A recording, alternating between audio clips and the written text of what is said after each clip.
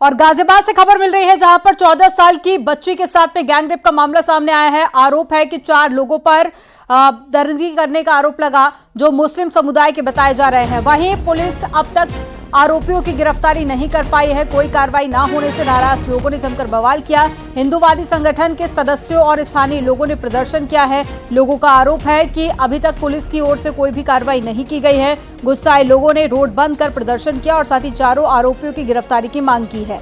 गुस्साई भीड़ ने कई गाड़ियों को भी आग के हवाले कर दिया और बताया जा रहा है कि गैंगरेप के सभी आरोपी कबाड़ी का काम करते हैं। और वहीं रात को भी लोग सड़कों पर उतर आए और पुलिस के खिलाफ प्रदर्शन करने लगे, जिसके बाद में पुलिस को हल्का लाठीचार्ज करना पड़ा और प्रदर्शनकारियों को खदेड़ना पड़ा। ये 2 तस्वीरें आपको दिखा रहे हैं।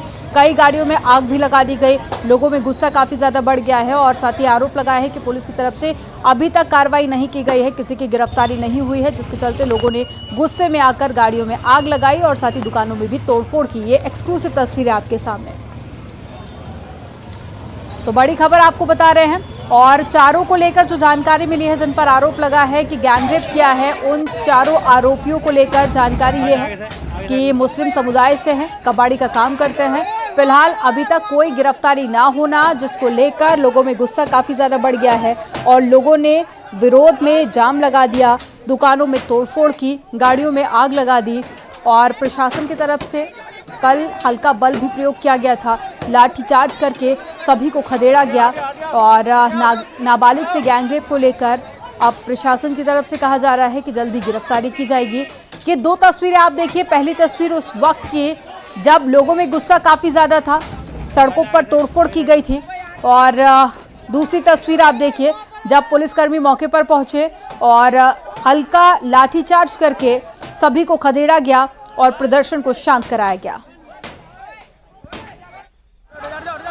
वो लड़की बच्चे को खिला रही थी, छोटे से एज भी था और वो घर पे थी, खिला रही थी। 3 बंदे पीछे गेट से घुसे हैं और उसको पहले सुंघाया गया है। लाइट गई हुई थी, पीछे से गेट से आए 3-4 बंदे और उसका रेप करके सुंघा के चले गए। मोमदन है, हमारे बराबर में कबाड़ी है, वो कबाड़ी का काम करते हैं। एक पकड़ा भी गया है। हमें फांसी चाहिए, पूरा इंसाफ चाहिए।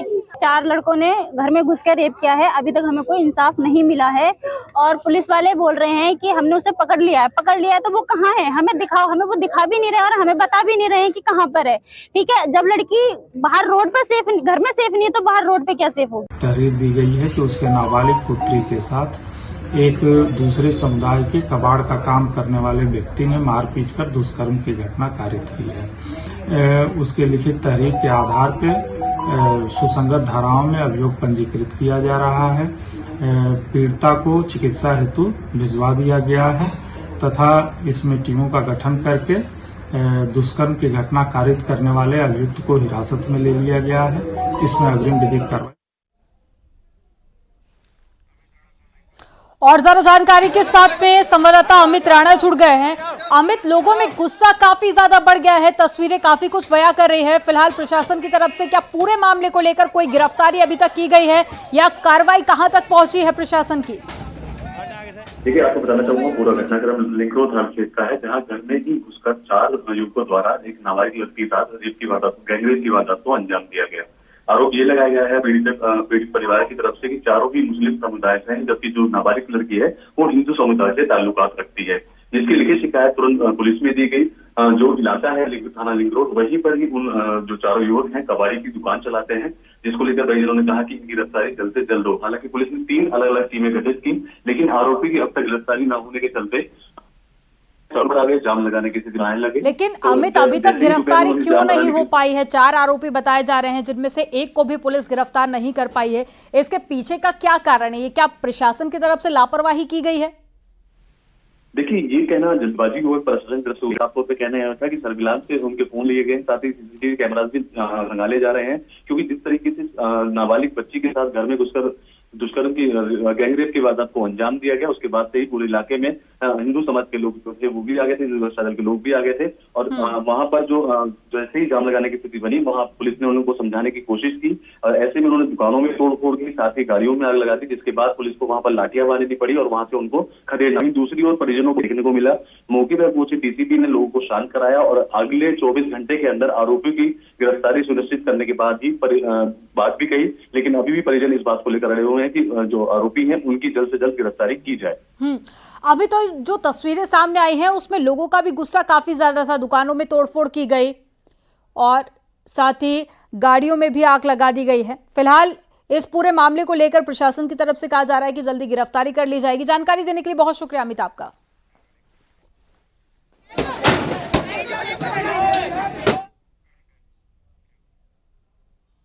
और बलिया से खबर है जहां पर 16 साल की नाबालिग से दुष्कर्म पीड़िता की मां की तहरीर पर मुकदमा दर्ज किया गया। पुलिस ने आरोपी को हिरासत में लिया है। शहर कोतवाली क्षेत्र के होटल की घटना बताई जा रही है। सहेली और एक युवक पर साजिश रचने का आरोप लगा है। फिलहाल पुलिस पूरे मामले को लेकर जांच पड़ताल कर रही है।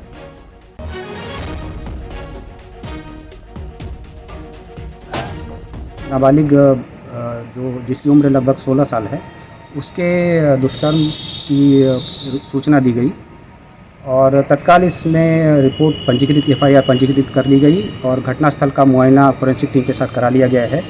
इसमें जो प्राइम एक्यूज्ड है, मेन एक्यूज्ड है, वो पीड़िता का परिचित ही है, उसको कस्टडी में ले लिया गया है और उसकी अग्रिम विधिक कार्रवाई की जा रही है। खबर फिरोजाबाद से है जहां पर हाई स्कूल की छात्रा ने घर के अंदर फांसी लगाकर आत्महत्या कर ली। सूचना पर पहुंची पुलिस ने शव को कब्जे में लेकर पोस्टमार्टम के लिए भेजा। मृतका हाई स्कूल की छात्रा थी और थाना फरीहा क्षेत्र में घटना से सनसनी फैल गई। दरअसल पड़ोसियों से कहासुनी के बाद में छात्रा ने आत्महत्या कर ली। तो पुलिस ने शव को कब्जे में लेकर पोस्टमार्टम के लिए भेज दिया है और फिलहाल जो शुरुआती जांच है उसमें ये कारण निकलकर सामने आया कि पड़ोसियों से कहासुनी हुई थी और कहासुनी के बाद में छात्रा ने सुसाइड कर लिया। फिलहाल पूरे मामले को लेकर पुलिस जांच कर रही है। हर एंगल से जांच पड़ताल की जा रही है।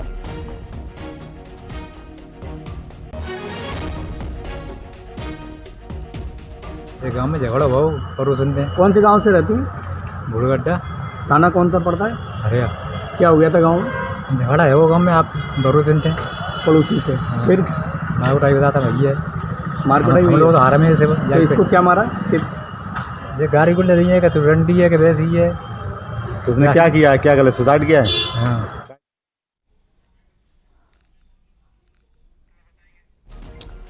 तो फिरोजाबाद से मामला सामने आया है जहां पर एक छात्रा ने आत्महत्या कर ली है और शुरुआती जांच में ये जानकारी मिली है कि पड़ोसियों के साथ में कहासुनी हुई थी, जिसके बाद में छात्रा ने सुसाइड कर लिया।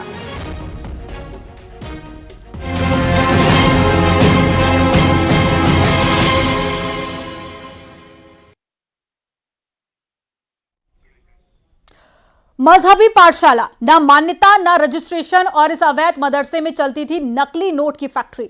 यानी कि नीचे मजहबी पाठशाला थी और ऊपर नकली नोट की टकशाल थी और मदरसे का मौलवी सुबह में बच्चों को पढ़ाता था और शाम में नोट छापता था और इसमें उसका साथ देते थे मदरसे के ही कुछ पुराने छात्र। इस नोट फैक्ट्री में पुलिस ने सोसो के 1,30,000 से ज्यादा के नोट बरामद किए हैं, जबकि भारी मात्रा में छपे लेकिन बिना काटे छाटे नोटों की शीट भी मिली है। अब LIU से लेकर दूसरी एजेंसियां तक इस पूरे गैंग के तार खंगालने में जुटी हुई है। रिपोर्ट आपको दिखाते हैं।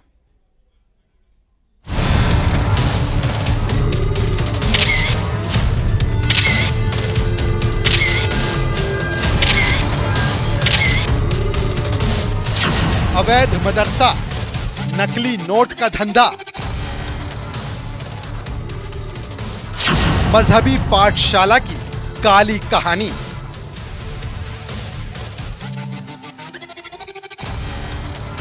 प्रिंटर, पेपर और मौलवी।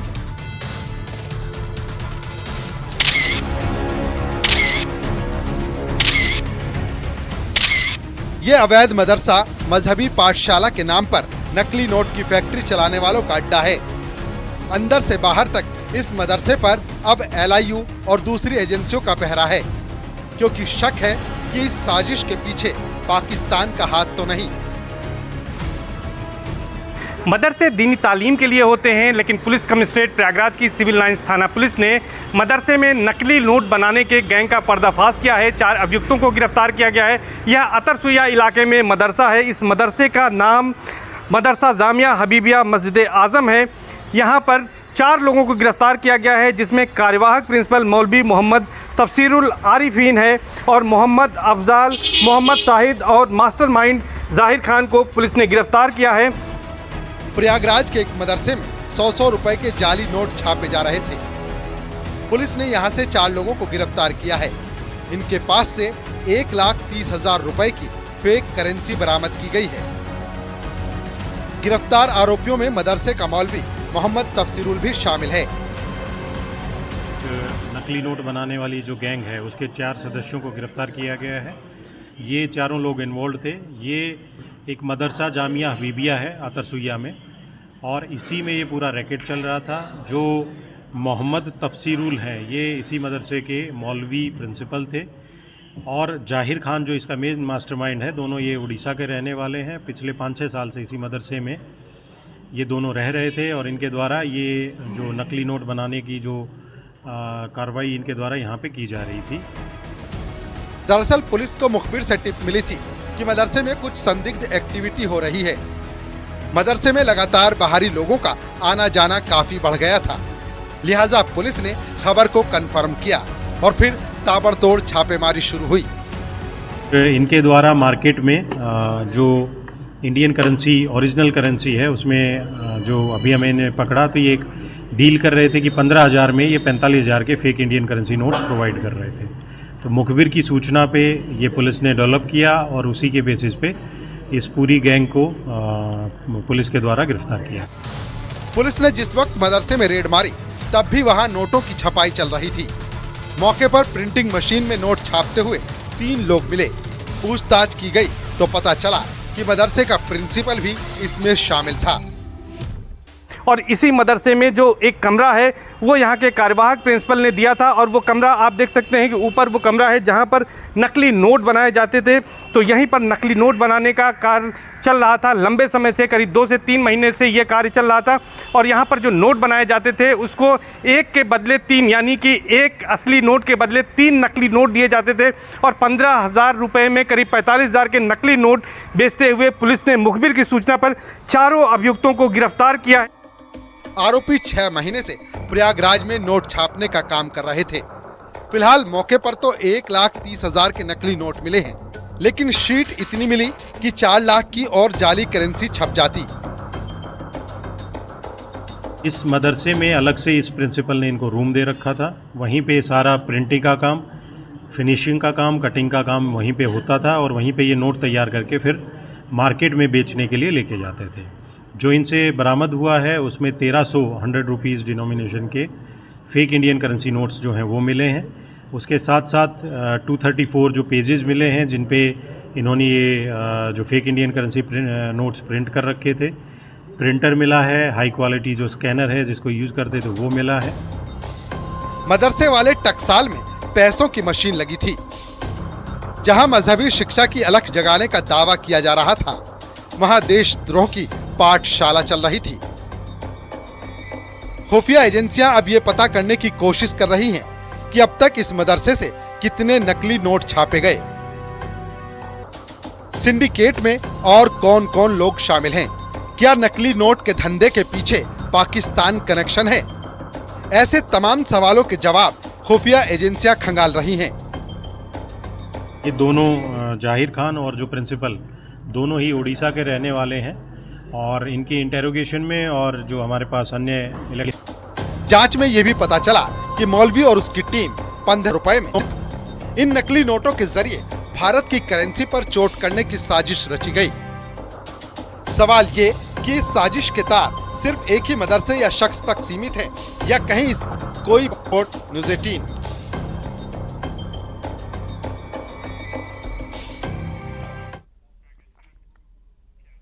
मदरसे में नकली नोट फैक्ट्री चलाने वाले किसी प्राइवेट कंपनी की तरह काम करते थे। सबकी प्रोफाइल तय थी, सबके काम फिक्स थे और नोट छापने वाले अलग थे, मैनेजमेंट देखने वाले अलग थे और इसके अलावा नकली नोटों की सप्लाई करने वाले अलग थे। और इस गैंग का सरगना उड़ीसा से ताल्लुक रखता है, जिसने कभी इसी मदरसे से तालीम ली थी और अब LIU और दूसरी एजेंसियां ये पता लगाने में जुटी हैं कि क्या इस गैंग का कनेक्शन सीमा पार से तो नहीं है। रिपोर्ट देखिए।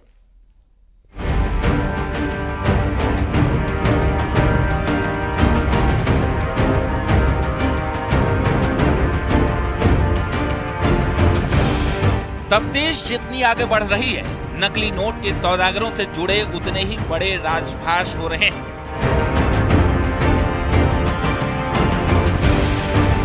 भले ही नकली नोट की छपाई का काम प्रयागराज में चल रहा था, लेकिन इसके तार ओडिशा तक जुड़ रहे हैं। यह करीब 80 साल पुराना जामिया हबीबिया मस्जिद आजम यहाँ पर मदरसा है और इसमें करीब 105 बच्चे पढ़ते हैं। यहाँ पर दीनी तालीम दी जाती थी, लेकिन यहाँ पर जिस तरह से नकली नोट बनाने का गोरख धंधा पिछले 2-3 महीने से चल रहा था, वो अपने आप में चौंकाने वाला है। प्रयागराज की सिविल लाइन थाना पुलिस ने इस मामले का खुलासा किया, जिसके बाद हड़कंप मचा हुआ है।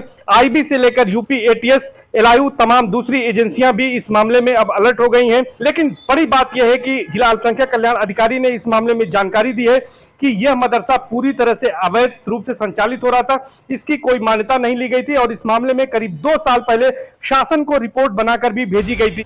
पुलिस ने जब इस गैंग की मोडस ऑपरेंडी को समझने की कोशिश की तो एक चौंकाने वाली जानकारी पता चली।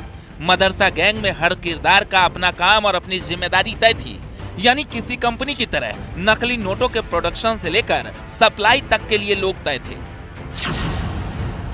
पुलिस इन्वेस्टिगेशन में पता चला कि ओडिशा का जाहिर खान नकली नोट बनाने में माहिर है, वही गैंग का मास्टरमाइंड भी है। मदरसे में उसे अलग से एक कमरा दिया गया था। बच्चों की छुट्टी के बाद वो प्रिंटिंग मशीन से नोट छापता था। गैंग का दूसरा किरदार मोहम्मद तफसीरुल है। ये मदरसे का प्रिंसिपल है और नकली नोटों का धंधा यही संभालता था। इसके पास से ही 100 के नोटों की गड्डियां बरामद की गई है। इस गैंग का अगला किरदार है मोहम्मद अफजल। 10वीं पास अफजल नोटों की सप्लाई की जिम्मेदारी संभालता था। डिस्ट्रीब्यूशन और थोक क्लाइंट ढूंढना इसका काम था। इसी तरह मोहम्मद शाहिद भी नोट सप्लाई का काम करता था, यानी नकली नोटों के डिस्ट्रीब्यूशन का जिम्मा इन्हीं दोनों के पास था। यानी गैंग के हर किरदार का अपना काम था। 5 किरदारों ने मिलकर पूरा गैंग खड़ा किया और आधार प्रिंट करने वाले प्रिंटर से नकली नोट छापने लगे। है इसका प्रिंसिपल इसमें पूर्णतः इन्वॉल्व था। उसने अलग से रूम दे रखा था और वही सारा इनको फैसिलिटेट करता था। सारा जो मास्टरमाइंड था वो जाहिर खान था। अन्य जो 2 लड़के मोहम्मद अफजल और मोहम्मद शाहिद, ये मार्केट में इस पैसे को बेचने या उसको यूज करने के लिए ये दोनों इसमें गैंग में इन्वॉल्व है। पिछले 3-4 जो अभी तक की पूछताछ हुई है उसमें इनके द्वारा बताया गया है कि पिछले 3-4 महीने से ये जो फेक इंडियन करेंसी नोट्स जो हैं ये बना रहे थे। पुलिस को मौके पर जो नकली नोट बरामद हुए उसके अलावा भी अधबने नोट और नोट छापने का सामान बरामद हुआ, जिसमें 1,30,000 के नकली नोट, 234 पेज छपे हुए बिना कटे नोट, 1 लैपटॉप, 1 कलर प्रिंटर और अन्य उपकरण सामग्री बरामद हुए हैं। यानी नोटों की छपाई के बाद अब नोटों की सफाई और कटिंग का काम चल रहा था। इस काम में अफजल उसका साथ देता था। एक तो कार्यवाहक प्रिंसिपल ही समझ लीजिए वो थे, तफसीरुल आरिफीन, और एक जो मेन आदमी है जिसको पुलिस ले गई है वो अब्दुल जाहिर नाम है उसका। वो 5 साल पहले यहाँ पढ़ता था, पढ़ करके मतलब फारिग हो गया। वो कमरे में दोनों साथ में रहने लगे थे, फिर क्या हुआ हमें। मदरसे में करीब 3 महीने से नकली नोट छापे जा रहे थे। इस काम में जाहिर ने ओडिशा के भद्रक में रहने वाले अपने भाई से मदद ली थी। उसका भाई पहले प्रयागराज में आधार कार्ड बनाने का काम करता था। उसने ही स्कैनर और प्रिंटिंग मशीन लाकर दी थी। करीब 80 साल पुराना ये मदरसा है। यहाँ पर इंटेलिजेंस के लोग पहुंचकर जांच पड़ताल कर रहे हैं। पूछताछ यहाँ पर शुरू कर दी गई है। जो यहाँ के कर्मचारी हैं, जो क्लर्क हैं, मोहम्मद अतीक, पिछले 25 वर्षों से उनसे यहाँ पर पूछताछ हो रही है और व्यवस्थापक तौसीफ से भी पूछताछ की जा रही है। मदरसे के रिकॉर्ड को खंगाला जा रहा है और अब इस मामले में दूसरी जो एजेंसियां हैं, चाहे वो यूपी एटीएस हो, एसटीएफ हो और एलआईयू हो, वो तमाम एजेंसियां भी यहाँ आकर जांच करेंगी। जिस तरह से यहाँ पर फर्जी नोट बनाने की फैक्ट्री पकड़ी गई थी, तमाम उपकरण पकड़े गए थे, फर्जी नोट पकड़े गए थे, उसको लेकर अब यहाँ पर जांच पड़ताल शुरू हो गई। पकड़े गए आरोपियों ने बताया कि ये लोग नोट छापने के बाद प्रयागराज के मार्केट में इसका ट्रायल करते थे। इन्होंने आसपास के अतरमुइया, कीड़गंज, खुलदाबाद क्षेत्रों में ये नोट चलाए हैं। आरोपियों ने बताया कि 100 रुपए का नोट आसानी से चल जाता है, इसलिए यही छापते थे। यानी अपने नकली धंधे को लेकर इन्होंने मार्केट रिसर्च और फीडबैक भी ले रखा था। इनका पहला अपराध था जिसमें इनको गिरफ्तार किया गया है। बाकी इनकी क्रिमिनल हिस्ट्री हम चेक करवा रहे हैं। गैंगस्टर की भी कार्रवाई होगी और पुलिस कस्टडी रिमांड पे भी हम लेके इनसे अन्य पूछताछ करेंगे। और जो भी इन्वॉल्व होंगे, मदरसे के अंदर के लोग हैं या बाहर के, उनके विरुद्ध भी हम कार्रवाई सुनिश्चित करेंगे। पुलिस पूछताछ में पता चला कि आरोपियों ने बताया कि मदरसे के मौलवी तफसीरुल की शह पर नकली नोट बनाने का धंधा चल रहा था। इसके लिए उसे हिस्सा मिलता था, लेकिन कितना शेयर था इसकी जानकारी पुलिस ने नहीं दी है। सबसे हैरत की बात तो यह है कि जिस अवैध मदरसे में नकली नोटों की छपाई चल रही थी, उसको लेकर 2 साल पहले ही रिपोर्ट भेजी गई थी। बावजूद इसके नकली नोट की टकसाल पर बुलडोजर नहीं चला। इसके अलावा जो तमाम दूसरी एजेंसियां हैं, जिनमें यूपी एटीएस और इसके साथ साथ आईबी हैं और अन्य एजेंसियां हैं, जांच एजेंसियां, अब इसमें वो विदेशी फंडिंग और इसके साथ साथ आतंकी कनेक्शन को लेकर भी जांच पड़ताल कर सकती हैं।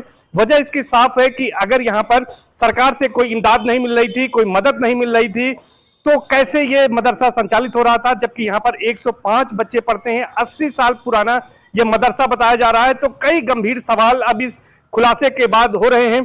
सर्वेश दुबे, न्यूज़ 18 प्रयागराज।